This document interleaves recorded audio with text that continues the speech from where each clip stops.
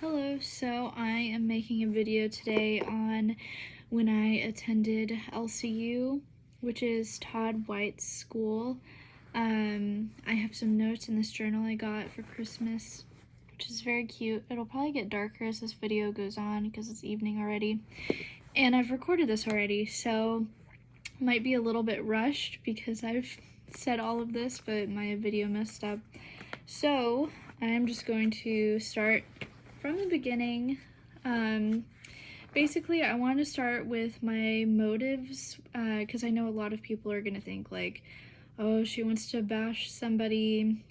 She's full of hatred and unforgiveness, which I've heard things like that said to me or about other people who have ever had any feedback that was not positive for attending this school. So I just wanted to be straightforward about the reason I'm doing this, which is I felt very alone when I was experiencing these things. I don't want anyone else in any high control group to ever feel that way. I would recommend you pull up the BITE model as I go through this, which is indicators of a high control group, which I believe the school was, but I will also say I don't believe that anything illegal was done while I was at this school. There was no breaking of any law, just because I know some people like to be a little bit lawsuit happy.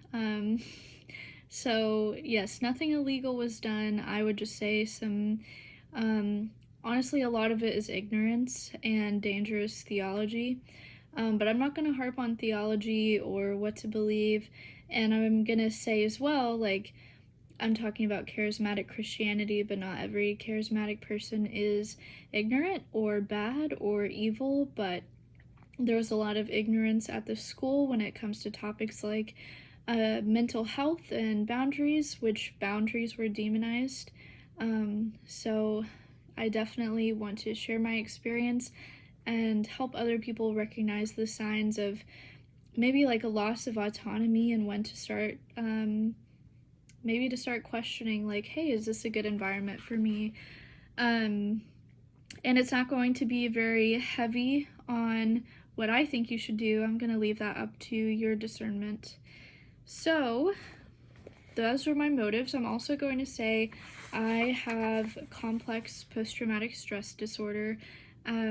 Nothing within that causes delusional thought, so it doesn't invalidate my story at all, but it's a big part of my story.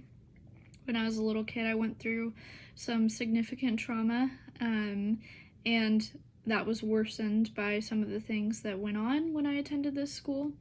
And if we know how to best protect ourselves, then, we can save ourselves from a lot of pain and save other people from a lot of pain if we feel someone we know is in an unsafe situation. So I wanted to talk firstly about pre-COVID. I was in the New Age, and then I just didn't really feel like... Okay, it's still going. My phone glitched. I was in the New Age, and I didn't really feel like it was working for me anymore. I was having some nightmares, and I thought maybe I was doing something wrong. So I actually started going to this local Assemblies of God church, which was my first connection to charismatic Christianity.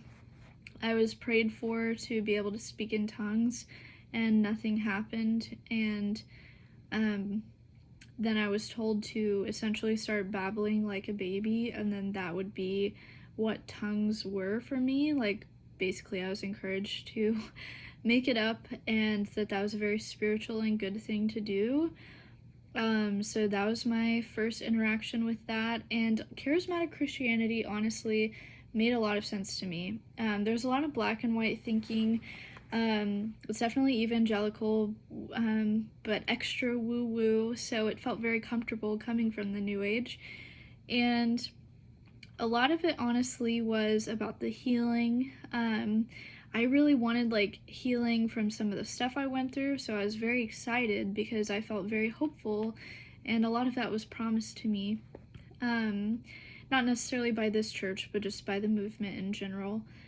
So I was very excited to spiritually bypass traumatic things that normally would be good to work through instead of bypassing. So I started attending this church. I was even given some opportunities to speak, which was very kind. And I believed that God was all powerful and he lived inside of us, so that essentially made us all powerful as well. That's how I understood that theology. That's just what made sense to me. And I was living with my grandparents as a young adult. My grandpa at this point was having some heart issues, and then COVID came along. I felt very confused when it came along because I was being told about healing and prophecy and all these different things, but then my church shut down, which was very confusing for me because I was like, don't we believe in healing? Like, why are the doors locked? Like, I didn't get it. I didn't understand, and I was met with a lot of anger for like asking that question. So I felt very confused during COVID on why there was like some cognitive dissonance. And then of course I was trapped, and I couldn't go outside just like everybody else, and there was the angst that came with that. And then I attended the LCU preview, and I noted some key things that we were taught there. It was even more extreme with like the spiritual things that could happen. So some of the things that Todd talked about during the preview is, I think he was like referencing Bobby Connor, because this goes in line with some things he said before, but Todd was telling stories about someone he knew who teleported, that's something we could be able to do. Also, walking on water is something we should be able to do. And I remember he even made this remark of like, imagine if we could walk on water and evangelize, then everybody would believe the gospel. So he was praying that he would have enough faith one day to walk on water, that if God can do anything and he lives inside of us, we should be able to do anything too, because that same God is inside of us. So it essentially kind of like made us like gods, basically. And then there was of course a lot of talk about healing and raising the dead, and that should be a normal thing because Jesus said to the apostles, you will heal, you will raise the dead, that's how they'll know you're my disciples. And then we were told that camera crews were gonna come to the school. I can't talk that long without drinking something. But we were told camera crews were gonna come to the school and they were gonna document these people being raised from the dead. And I think Todd was using a lot of emotional language during that time. I'm not gonna edit any of this, by the way.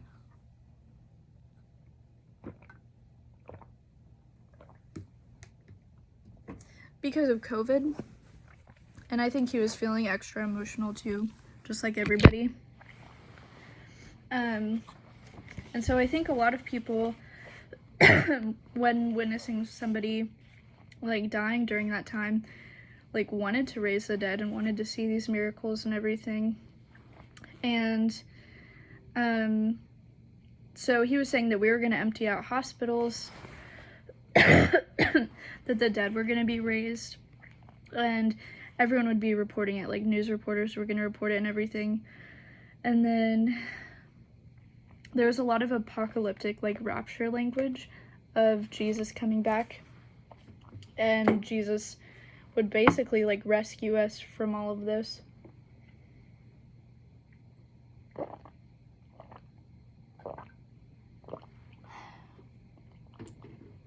And we were told like the world is only going to get darker and darker. So basically we were not planning or hoping or building for a better world, but only for the rapture. So that's what I was waiting for. And there was a lot of black and white thinking as well, morally, which I was a very vulnerable person because of the things that I went through. So I was very hooked by the black and white thinking, and it felt very comfortable to me. And there was a lot of like politically charged speak as well. And then sadly, shortly after that, my grandpa did pass away, and I could use any escape possible to not have to think about that. And I was very radicalized, and I felt like, well, maybe if I had more faith, I would have been able to heal him, so I need to learn how to evangelize and how to have more faith, so I need to go to this school. So I got approved for the school, and now I want to talk about the first year at the school. I think I go through all 3 years, and then I go through my life a little bit after. So the first year of my school, one of the very first things was Todd using extremely sexual language about God, which was very inappropriate, of like intimacy with God, and then if you watch pornography, God was watching it through your eyes, which will make you not want to watch it anymore. And then there were really like no language boundaries, so to illustrate something or get a point across, anything would go, because there was really no accountability. And I remember they were talking about like lust and desire, and they were using this imagery of like Adam waking up with a boner and being like, well, where did this come from? And like I guess they were trying to say that wasn't a natural thing, like in the garden, and then it happened after the fall. But like they were just very like graphic. I say Todd, but it was also Dan as well, which is why I say they.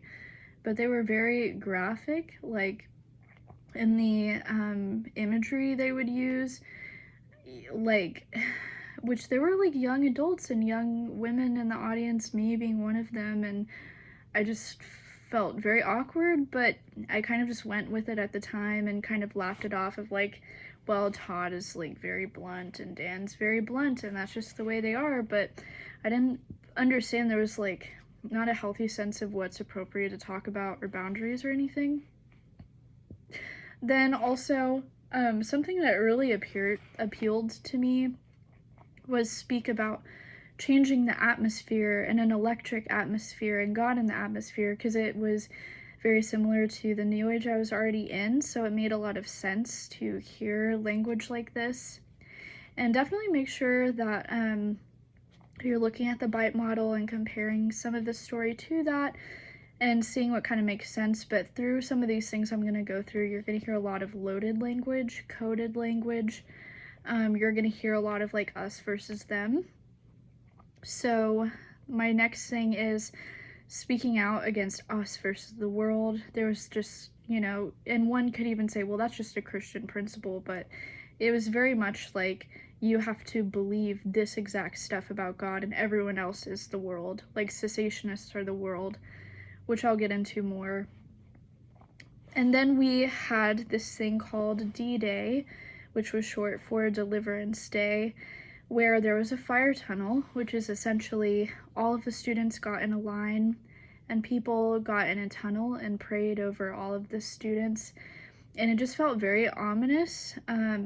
I don't know if it was like due to some kind of occultic activity or if it was like honestly just some kind of weird psychological thing, but it felt very ominous. A lot of people who were like confessing Christians were screaming and saying that demons were getting cast out of them, which made no sense to me. And then also like some people were speaking in tongues, some people were crying hysterically.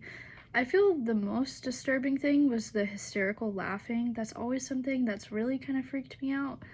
And I was definitely kind of like manipulated and forced in different circles to attempt to do that myself, which I never I was like, I'm not gonna do that. But yes, all of these extreme emotions were happening during D-Day, and Christians somehow were getting demons cast out of them, apparently, which didn't make any sense to me. And people were feeling feelings of electricity or fire going through their body, which I would say I did experience. Don't know why, but I definitely did experience those feelings. There was a lot of purity culture. You weren't supposed to date at all the first year. Somebody got in very big trouble for carpooling with someone of the opposite gender. You're not supposed to kiss till your wedding day. Which, if you want to have that boundary, that's fine, but when imposed upon like a whole audience of students, it's just it's a lot. It's a lot.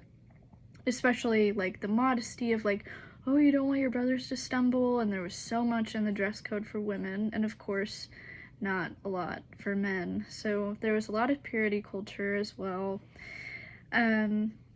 We were taught that if we prayed for somebody and they weren't healed, it was our fault. I don't think it should be anyone's fault, but I do like that we didn't blame the sick person. In this word of faith scenario, we blamed ourselves, which I don't know how much better that is, but someone did have to be at fault, so we would take accountability for not having enough faith if someone was not healed. That was something that Todd encouraged. There were lots of evangelism meetings where they would collect donations, and pretty much every single time there was a lot of talk about monetary giving from Todd specifically. And I almost have this whole sermon memorized of how Todd learned this thing from Bill Johnson from Bethel about every dollar that you have in your pocket is a soldier for God's army, and God will pay you back for what you give. So Todd gave all of his money away, and it was so frequently spoken about. I very thoroughly remember this sermon. And at actually one of these evangelism events, when people were giving money, he actually told people in the audience, if you gave, stand up, I want to pray for you.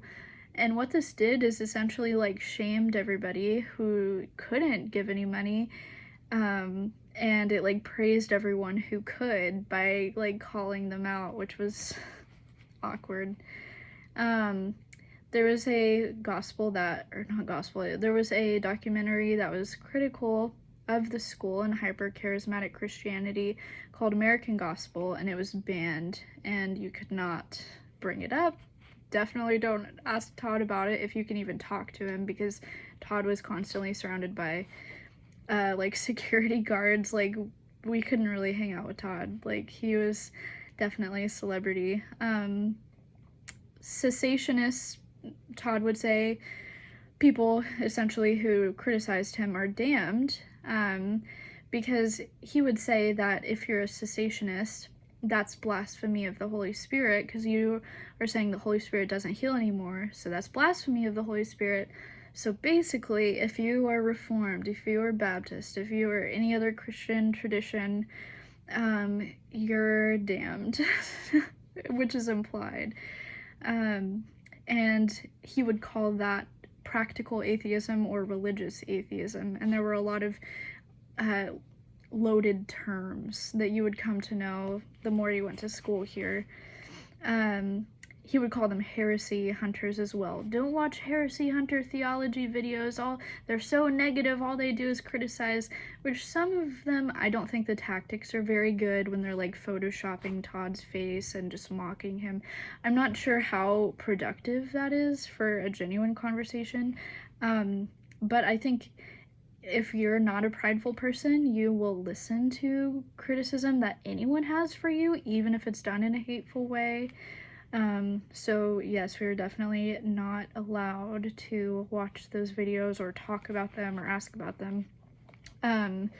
We were told the book of Job was not an inspired book, that it was full of error, and there was just a lot of cognitive dissonance here. I mean, whether you're religious or not, basically being told a book in the Bible is only through man's perspective and not God's, it's just really odd, because why is it included in the Bible if it's not of any true use, if it was just a mistake?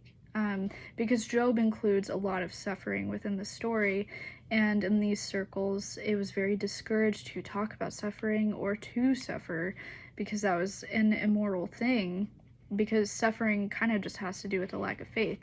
So Job didn't fit into that framework, so it was just only inspired. It was like a thought inspiration heresy.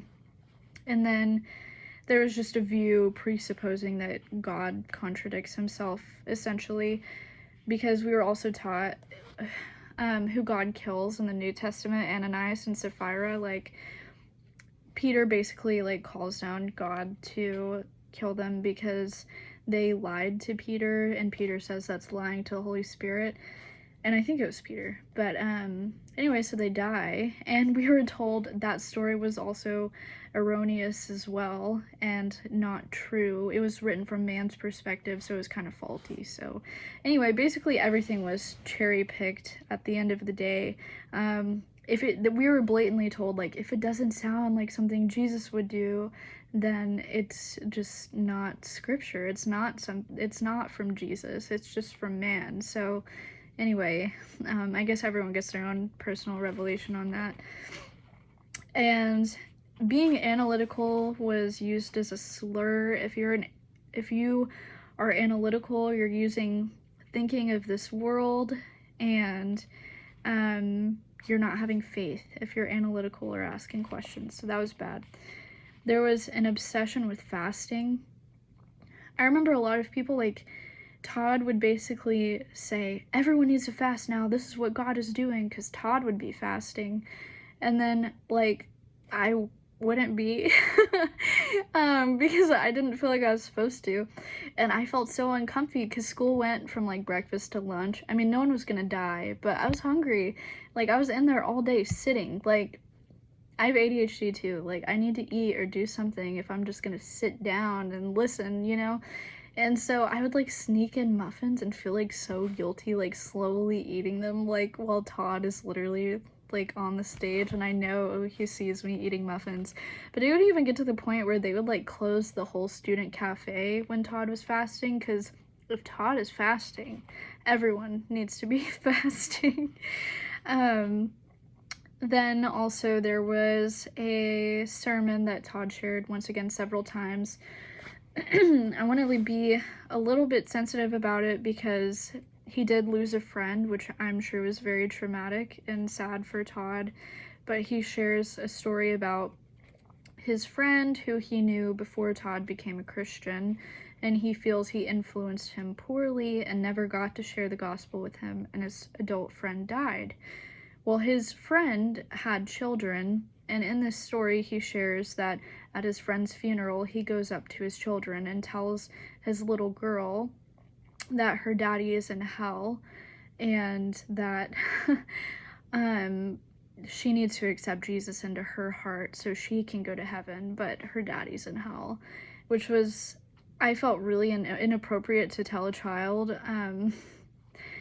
Yeah, I really don't have a whole lot more to say than that about that sermon. I just don't know how you could tell a child that their parent is in hell. I mean, that's wild to me.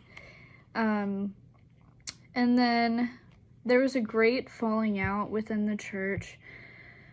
At the end of the first year, Todd came up on the stage and he was weeping, and he was saying that, and I'm not saying this to mock or be insensitive, but I'm just letting you know what he said, just kind of painting a picture of some of the extreme emotions and impulsive language. But Todd said, if it wasn't for Jesus, I'd have a shotgun in my mouth right now because I made some really bad leadership mistakes. And, I mean, I kind of want to give him props for, like, admitting that he made mistakes in front of a lot of people.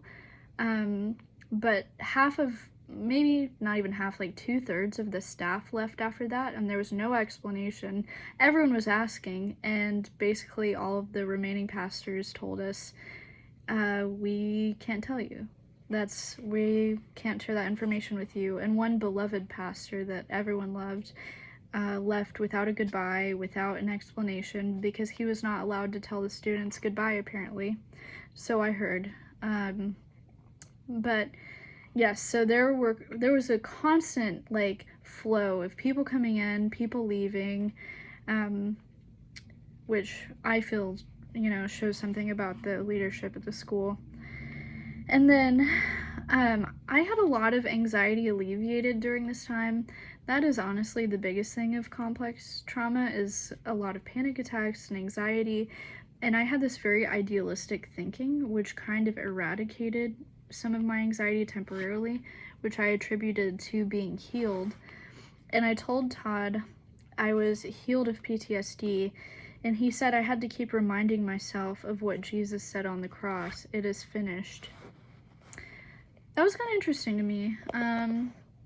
I felt like Todd was not that confident that I was healed when I told him that I was, by that reaction. So that was basically my first year of the school. I don't know if this lamp is plugged in. Well, I guess I can turn the light on now that it's getting a little bit dark. But that was my first year of the school. The second year, I'm going to share a little bit about a relationship I was in.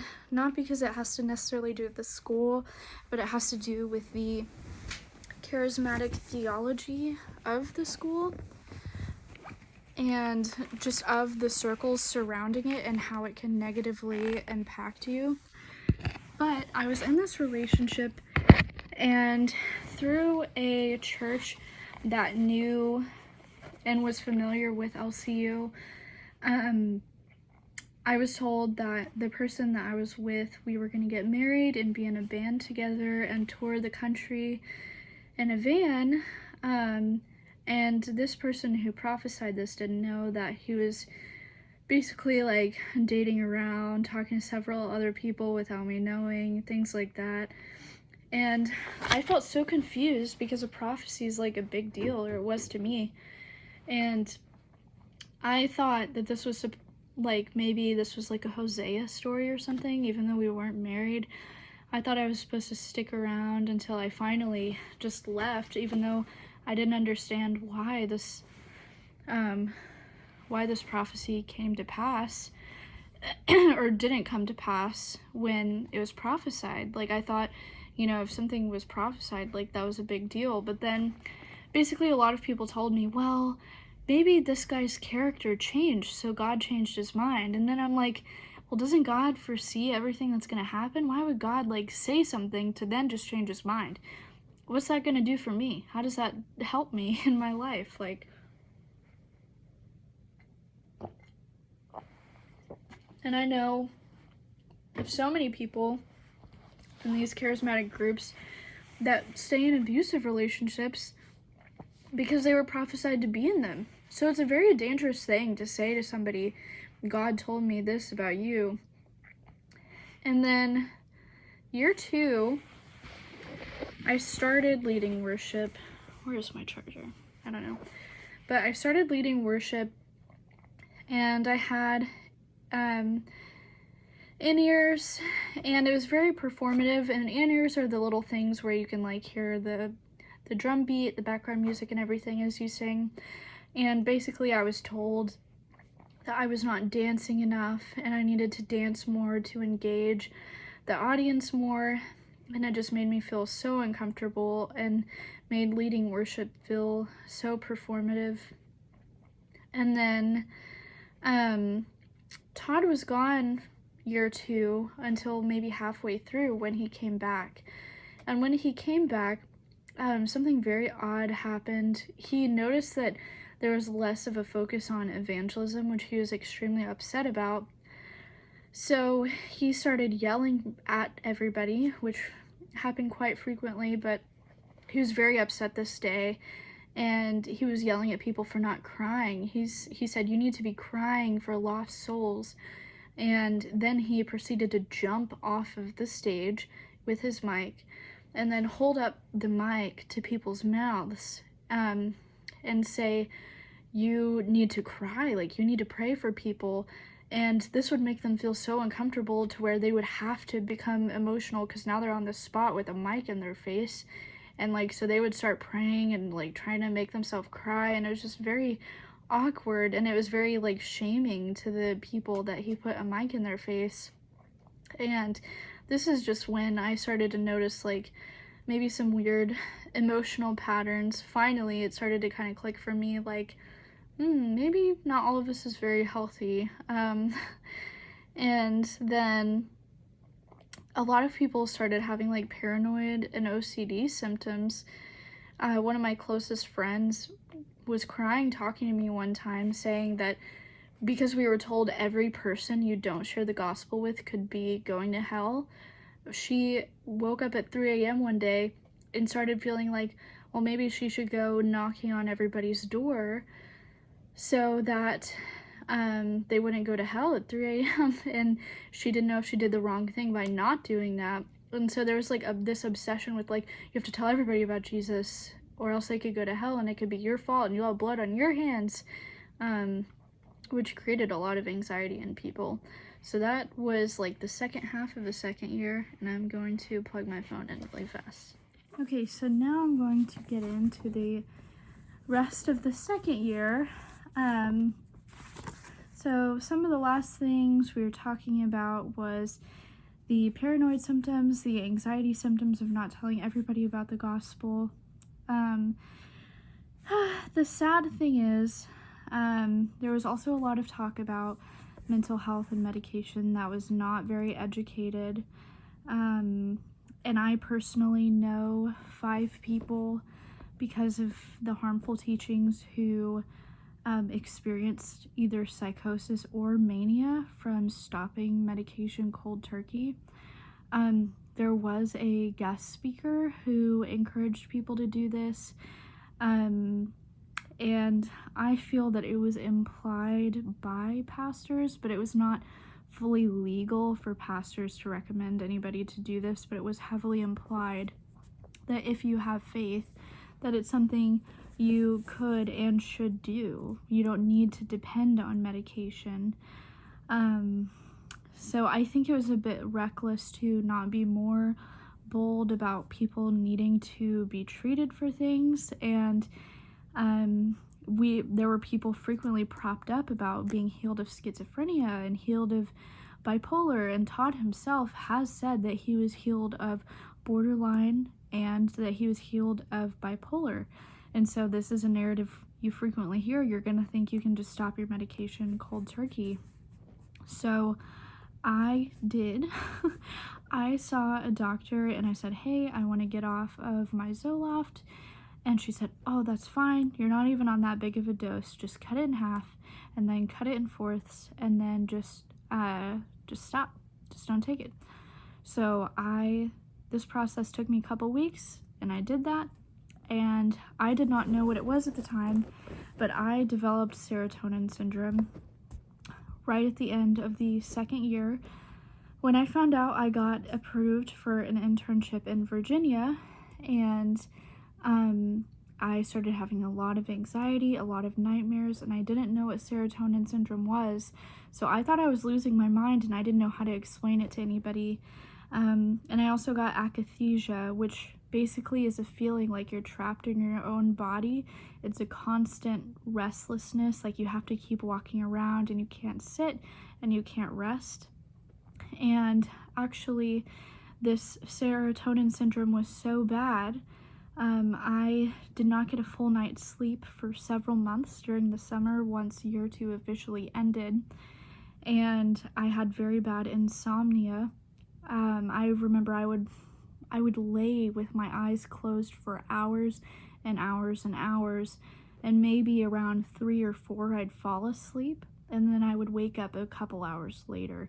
It was very bad. I was even afraid to fall asleep because I had nightmares that were so terrifying when I would fall asleep. And then people started to notice that I rapidly started losing weight. I went from about 130 or 140 to 100 pounds, literally 106 in a matter of months, and I looked very skinny. But it was very weird because I had people saying, oh, you look like you're doing so good. You look like you're so happy, because you speak life into something that is not good. So people were noticing I was not looking good, I was not looking happy, but they're trying to prophesy health into me. So they're like, you look very happy. And I have like huge bags under my eyes, greasy hair, because I can't even like wash my hair. I just am so terrified to move. I was very agoraphobic. I was terrified to leave my house. I had a 4-hour shift at a prayer line center, and I was afraid to even go to work for 4 hours. I was terrified to leave my home, and I would immediately come home and curl into a ball in the bed and just lay there and still be filled with terror, but just happy to be home because that was the only place I felt kind of okay. The lack of sleep got so bad, I developed extremely intrusive thoughts. A lot of them like surrounding suicide.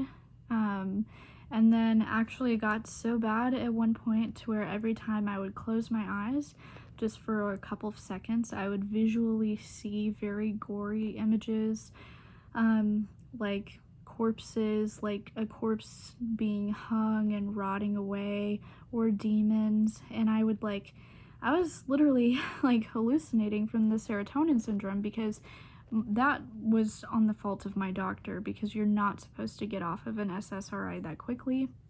But I felt a great pressure to, because I had heard people talk negatively about medication, and I wanted to have real, genuine faith, and I didn't want to be fake. I didn't want to have unbelief. So, yeah, so sadly, that was a very terrifying time. And then during this, I was still attending my internship classes because I kind of felt like I was going to get delivered once I started my internship, and this was just an attack on me not supposed to be going to my internship. And then through those, I was told that I have the power to go through portals. Also, hands were laid on me, and I was told that there was a generational curse that went back centuries in my family, but I'm gonna break it, and I have the ability to. And then I went through deliverance ministry through the school. This is kind of interesting because Todd says that he is anti-deliverance ministry, so does Dan Muller. But a lot of their pastors were not and are not.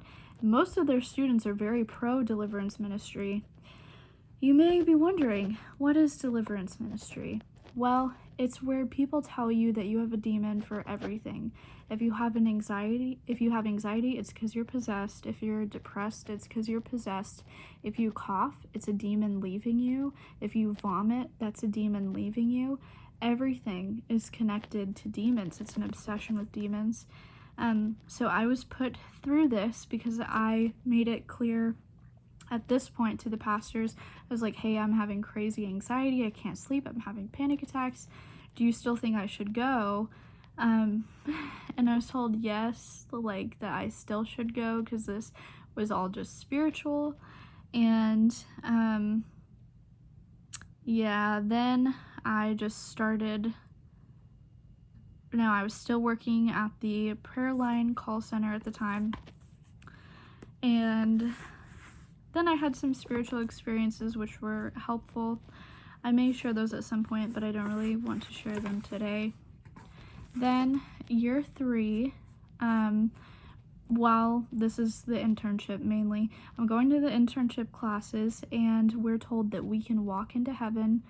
One of the pastors says that he walked into heaven and it looked like a giant library and he could just pick up any book that he wanted.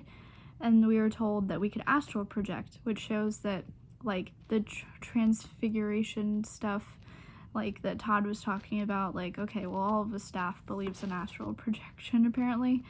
And yes, that we could travel to heaven. And let's see. Then I was also told in the internship classes, not everybody gets approved for the internship.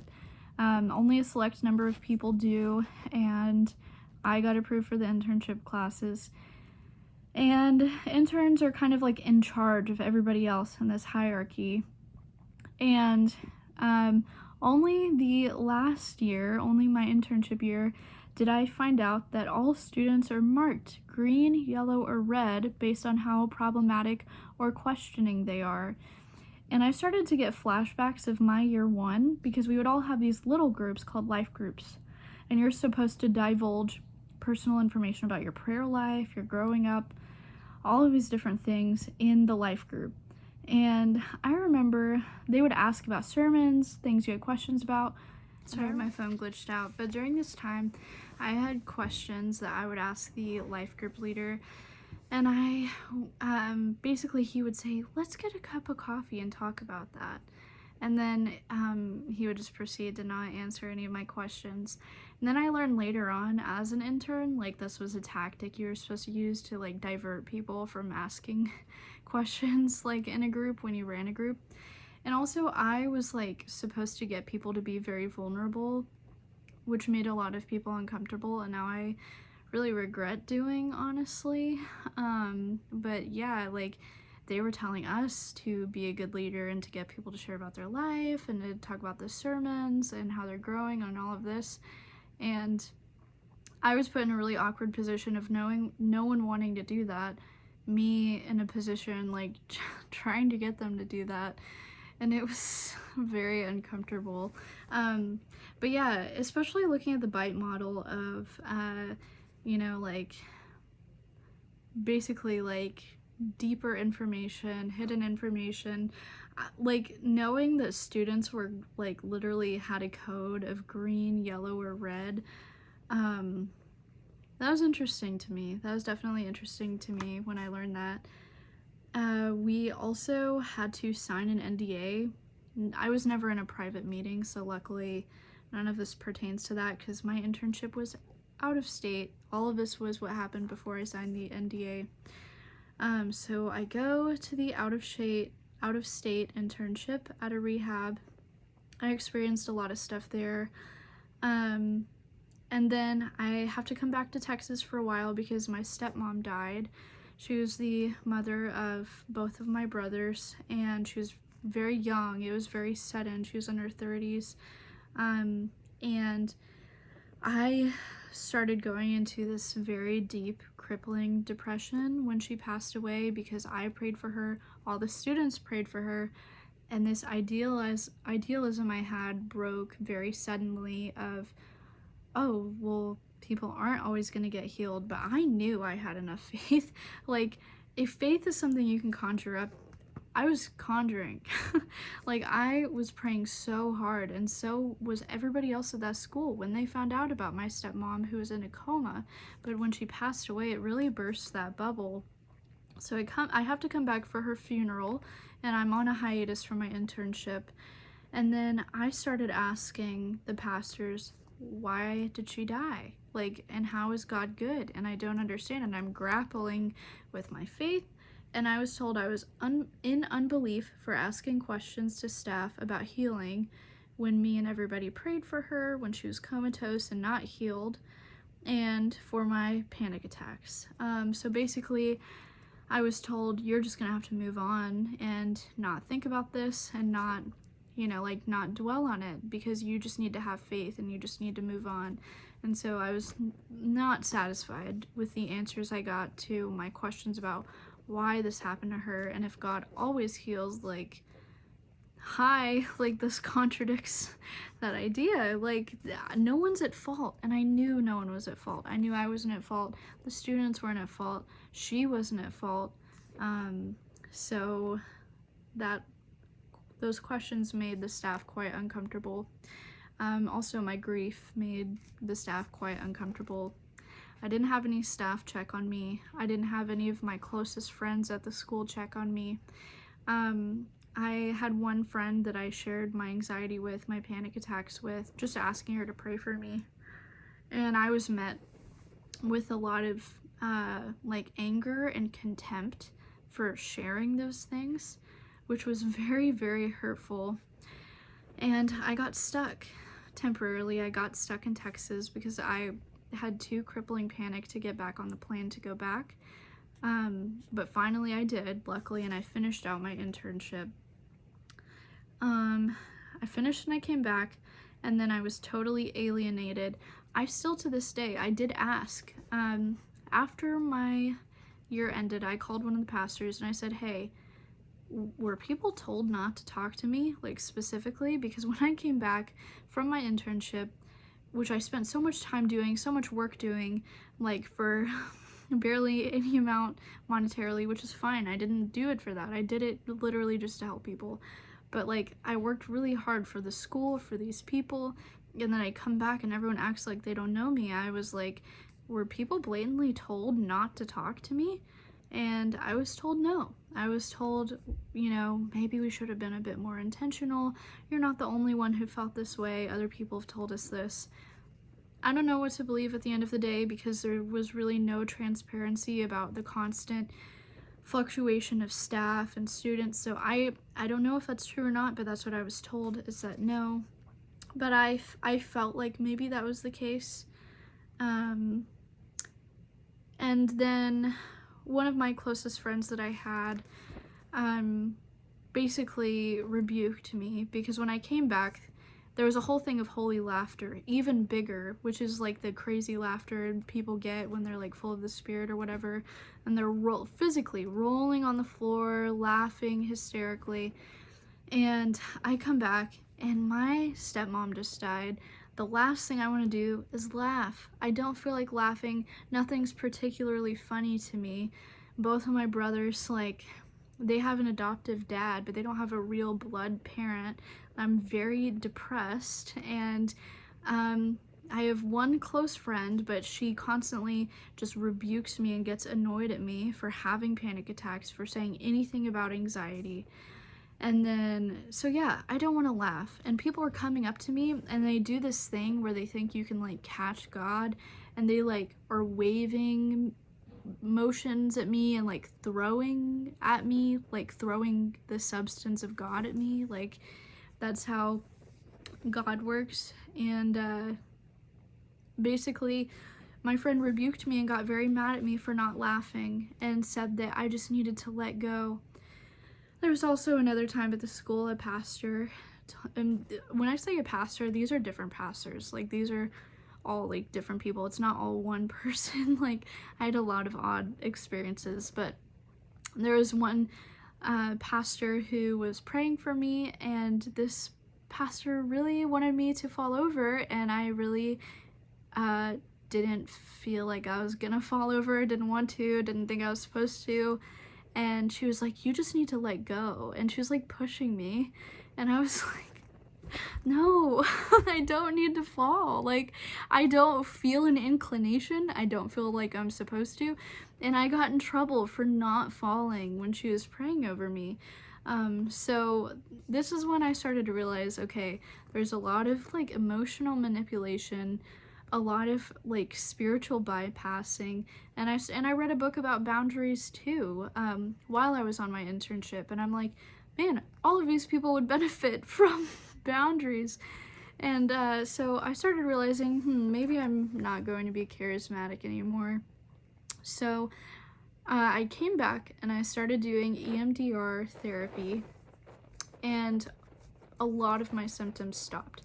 It wasn't immediate, it was very grueling, because what you do is you go through the stuff you experienced in childhood and you relive it, but you relive it and replace it with a new belief, and it's very difficult to do. But through that, I started getting better, and like just trying to shove everything down and to say, I'm healed, no, I'm healed. And then I processed a lot of stuff with my now husband of the astral projection and the portals, and I was told, oh, a lot of that is like blatantly occultic activity. Like, a guest speaker also encouraged us to speak to angels and to try and contact angels. And my husband, my then boyfriend, we were on the phone, and he was like, that is like literally stuff I used to do when I was in the occult. And so a lot of the practices there are not evangelical. They might not even be charismatic. I mean, they're blatantly just New Age with Jesus stamped onto it, which makes sense because, Todd is close with Bill Johnson, and who's in Bethel, and in the I think it's called like Living Supernatural book, something like that, Bill Johnson wrote.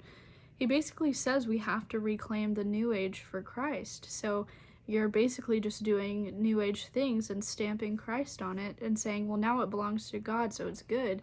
And imagine if we did that with things like drug use. That would be crazy. I mean, that would be so obviously wrong, but, like, it's just not that obvious to everybody, I guess.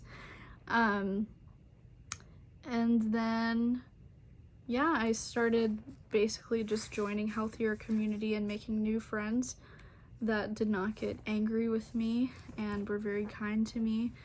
And my story has gone a lot better now that I've left these communities. And very oddly, like, oddly to some, when I was saying, oh, I'm healed, and I was just pushing through and not dwelling on my problems, I had panic attacks. But now that I actually process the stuff that I went through, I don't have them anymore. I get anxious sometimes, like to the level of a normal person, but am I like staying up all night with insomnia like every single day? No, I'm not. I'm not depressed. I'm not anxious. And it's not because I was healed. It's because I did a lot of work. And if I were to be those things one day again, it would be okay. And I'd be able to manage because I know what to do now. And the thing that you do is not ignore it or try and shove it down or try and pretend like you've never had a problem. And so a lot of the systems within the school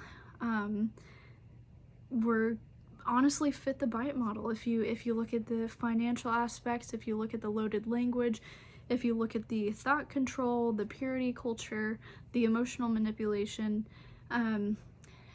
while something may not necessarily be illegal, it's not conducive to good mental health, to a good social culture, to a good religious experience.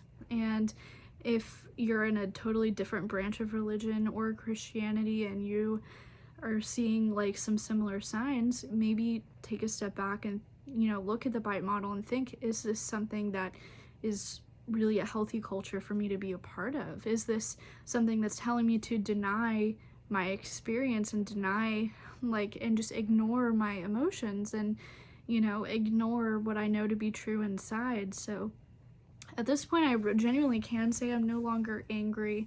I'm shocked and I'm still bewildered, and it's definitely something that will always have an effect on me, that I went through this school at such a vulnerable time in my life.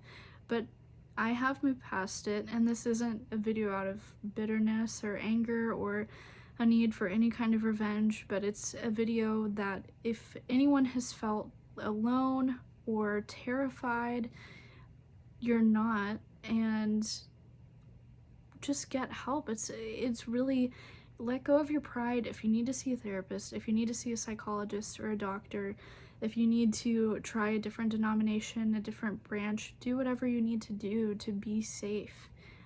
Don't feel pressured and don't feel stuck, because you're never stuck. And if any other ex-students need somebody to talk to, you can talk to me.